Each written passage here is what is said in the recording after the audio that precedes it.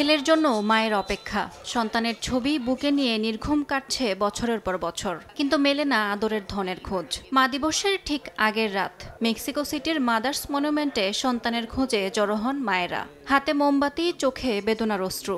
এভাবেই প্রত্যেক মা দিবসে সন্তানদের খুঁজে ফেরেন তারা, স্মরণ করেন প্রিয় ছেলেকে। অপেক্ষায় থেকে অনেক মা পাড়ি জমিয়েছেন পরপারে। সরকার কোনো পদক্ষেপ না দেয়ায় প্রতিবাদের সুর স্বজনদের কণ্ঠে। আমার মা শেষ দিন পর্যন্ত ভাইকে খুঁজেছেন।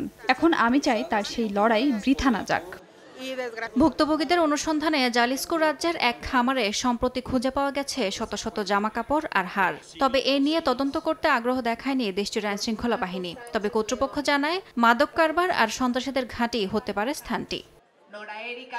মেক্সিকোতে দশকের পর দশক ধরে চলছে ভয়াবহ এই সংকট। নিখোঁজ হচ্ছে লাখ লাখ মানুষ, তালিকায় সবচেয়ে বেশি তরুণরা। সরকারি হিসেবে এখন পর্যন্ত মেক্সিকোতে নিখোঁজের সংখ্যা এখন 1,27,000-এর বেশি। এজন্য রাষ্ট্রের উদাসীনতাকে দুষছেন দেশটির বাসিন্দারা। ইয়াসমিন অনন্যা, সময় সংবাদ।